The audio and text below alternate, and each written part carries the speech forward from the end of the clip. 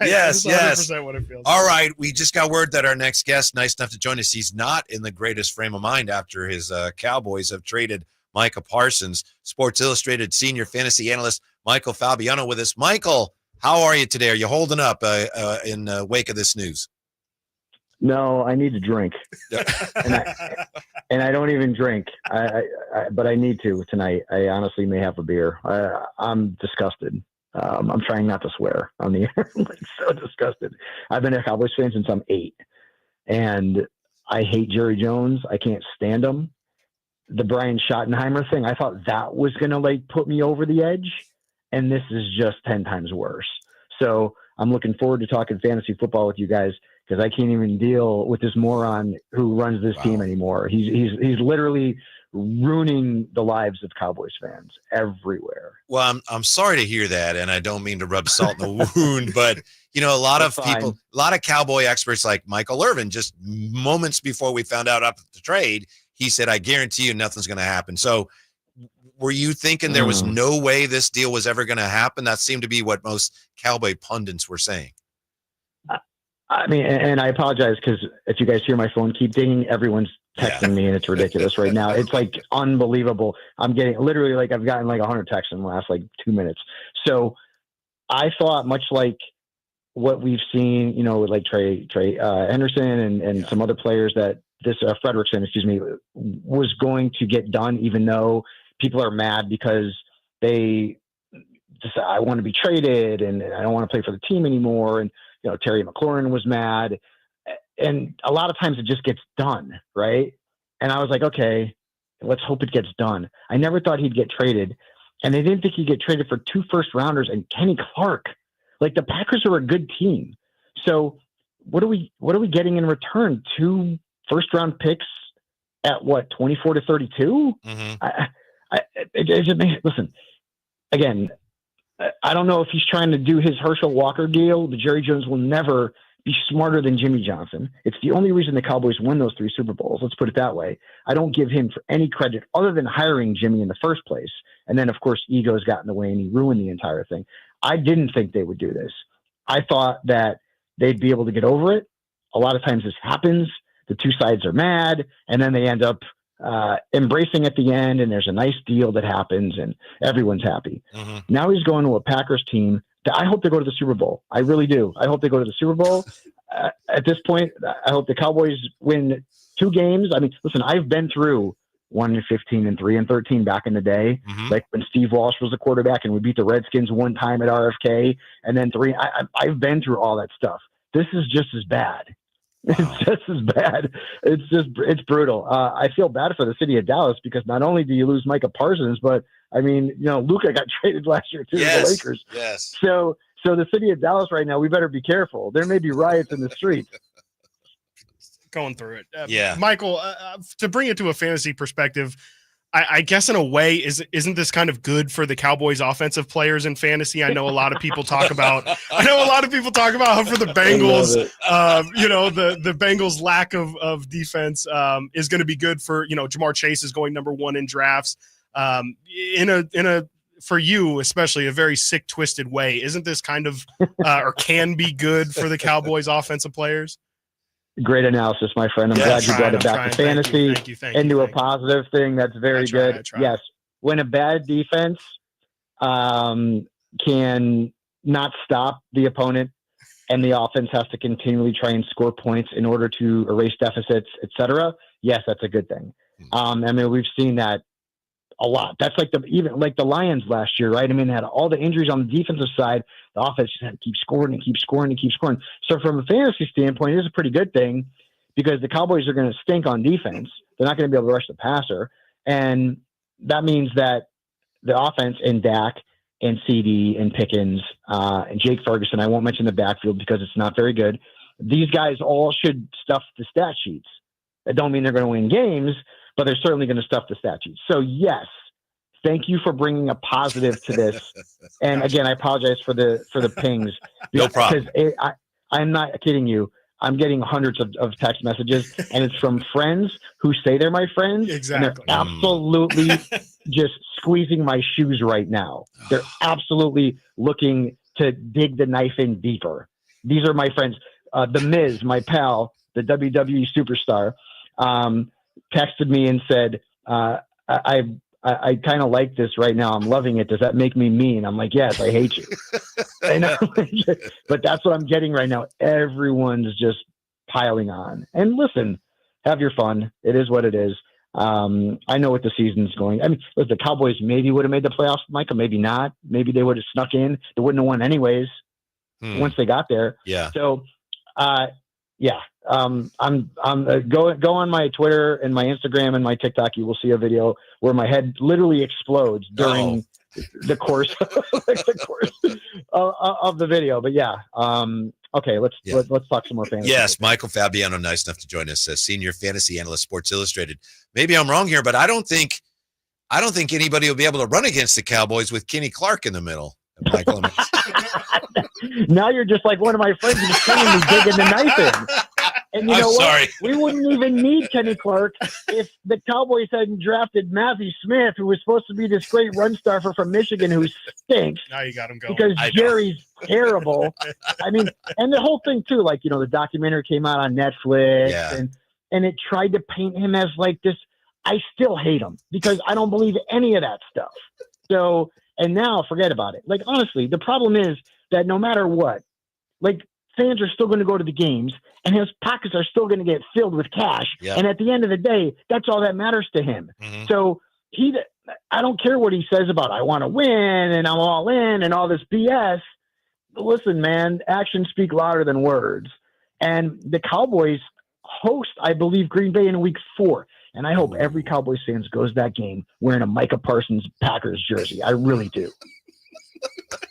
You guys are loving this? We're not laughing at your misery. My anger is entertaining you. It's passion. It's the passion that I love. Appreciate it. Absolutely. Yeah. Well, I'm sure you would love to right now talk about a division rival in the Giants. I'm curious, especially from a local perspective as well. Cam Scatterbo, a local guy, Rio Linda High School here in Sacramento, was amazing at Arizona State. Gets drafted by the Giants this year. He's kind of caught up a little bit in a crowded backfield. Devin Singletary, Tyrone Tracy as well. What do you kind of see for Cam Scatterbo this season? It's a sleeper type in fantasy, a guy that you can get probably somewhere in round 9, round 10, round 11, depending on the size of your league. Certainly a talented guy, a well-rounded guy, a guy that I don't watch a lot of college football, but once the season's over, and I'm getting ready for my draft prep, like I'll, watch YouTube stuff on him, and he's just a fun player to watch. You can catch the ball out of the backfield. So I think that's going to be ended up as a committee, but Tyrone Tracy is a good player too. So I don't know that, Scatterbo is going to come in and take that job. I think it's going to be a committee. Tracy's still getting drafted ahead of Cam, but Cam's certainly getting drafted as like an RB4, RB5 type with some potential upside in PPR leagues. Because if you think about it, I mean, you look at the Giants offense, they've got Malik Neighbors. Who else?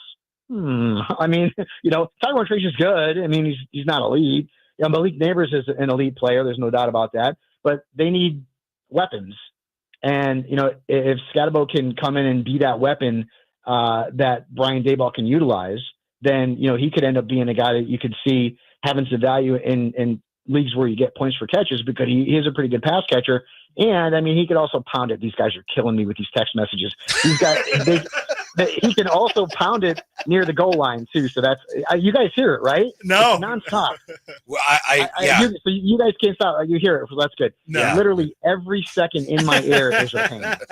Well, we really appreciate your time. I got to ask you about.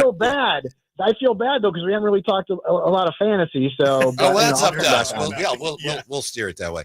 I got a question for you about the first pick. We have a friend, Alan Stiles, does the show before the show, and he's got the first pick in a 15 team. Yeah, and he's not sure what to do with the first pick. I was telling him the second pick. He said the second pick was where he was struggling. Oh, okay. Yeah. So he knows what to do first, but when it comes back around, he doesn't know what to do. That's right. Thank you, Chris. Maybe should he just trade out of that first spot, or what do you think, maybe Michael? He'd get 2 firsts and Kenny Clark for it. I didn't say it. You did. Yeah, no. So it's a redraft league, and he's got the first overall pick, which means that it's probably going to be Jamar. Yeah, and I think that's what he says. Yeah. Right. And so when you come back around, it's really following the flow of the draft. I'd probably want to get a wide receiver and a running back, because I don't know that I want to wait again until round 4 when I've got to wait all that time for 4 and 5 to get one running back. Mm-hmm. So especially in a bigger league, I try to be as balanced as possible. And I know it's harder in a league that has so many teams, but I'd go Jamar first. And then in rounds 2 and 3, I'd go, wide receiver, running back, best players available, and kind of go with that. You can also make an argument for potentially getting a Trey McBride in the 3rd round if he's still there, because, that gives you one of the 2 elite tight ends in fantasy football. Typically, I don't really do that. I'd like to wait on a tight end because I feel like I can get, a Jake Ferguson, a David Njoku, and Evan Ingram, in rounds 8 or 9. But that's also in a 12-team league when you're talking about 15. It's going to be a little bit earlier. So I think McBride's also worth a look there if he's available in the 3rd round to kind of give you an advantage at the tight end position. Michael, which 49ers do you feel confident in this year? It feels like, obviously there's a ton of different options, but with Ayuk out for an unknown amount of time, who knows what Juwan Jennings in his contract and injury situation. And then obviously the biggest question mark in Christian McCaffrey, where to take him in the 1st round. Just which Niners do you feel like you would feel confident? Obviously Ricky Pearsall's out there. And then Brock Purdy as the quarterback option. It just kind of feels like it's a little bit of a dart throw with the Niners guys right now. Kittle's the only guy that I would feel confident in because, just by the definition of confident, I don't think Christian McCaffrey's worth a 1st round pick. You want a guy who's solid. You want a guy who is going to put up numbers, who's durable, who's consistent, like a Jamar or a Bijan, or you got to say Bijan now. You can't say Bijan anymore. Or an Amon-Ra St. Brown or somebody like that. A Malik Neighbors, a CD, Jefferson. McCaffrey has played 7 or fewer games in 3 of the last 5 years. He's 29 years old. The 49ers offensive line has got question marks. I mean, this is not an elite offensive line. Trent Williams is 37, their best player. And you also have to factor in that they brought in Brian Robinson for a reason. I know that Garendo and James are hurt, but I wonder ultimately if they brought Robinson in because they do know that McCaffrey has been prone to injuries. And even last season, when he played 4 games, he averaged 12 points a game, and he's 29. And listen, McCaffrey's awesome. And if he had stayed healthy for the majority of his career, we would be talking about him in the same breath as Marshall Faulk and LaDainian Tomlinson, like the Mount Rushmore of fantasy football running backs. But I don't want to, if he's there in the 2nd round, I'll take him begrudgingly kind of, but he's not going to be because, people say no risk it, no biscuit. Okay. But I don't want to risk it, my biscuit in the 1st round. I want to make sure that my guys, I have confidence in. Yeah. I'm even worried about Saquon because Saquon Barkley is coming off a season with over 370 touches. That's been tough for running backs to overcome. A season with over 400 combined carries in the regular season and postseason. That's difficult to overcome historically. If you look at the trends, every running back who's rushed for 2,000 yards in NFL history has scored at least 99 fewer fantasy points the following year. And that was Eric Dickerson. And a bunch of the guys scored way fewer than that. Okay. So and he's on the Madden cover if you're superstitious, but so even Saquon worries me, but I'd rather have Saquon over McCaffrey. I just don't understand how people see what he did a few years ago. Oh my God. How many guys at age 29 or older have actually been elite at running back? Honestly, Matt Forte had an elite season. Derrick Henry's had a couple of elite seasons when you're talking about, running backs at 29 or older. Curtis Martin had a really good season at 31. But I mean, it's few and far between. I think, there might be 5 running backs in the last 15 years who've scored over 290 fantasy points at age 29 or older. And if you're drafting McCaffrey in the 1st round, that means he's probably a top 5 running back on your list. He's got to score 290 to be in the top 5 and actually make that pick worthwhile. So I like to take risks, not in round 1. Mm-hmm. We're getting into some fabalytics here with Michael Fabiano from Sports Illustrated. How about quarterbacks? Who do you see as a real bust-out candidates at quarterback this year? I like Drake May a lot. So when you look at last year's starts in the games where he played the majority of the snaps, and you average out his rushing yards, over 17 games, he rushes for over 600 yards. If you're a quarterback who does that, you're going to be a top 10, top 12 quarterback. And you're going to add on, maybe 3-4 rushing touchdowns.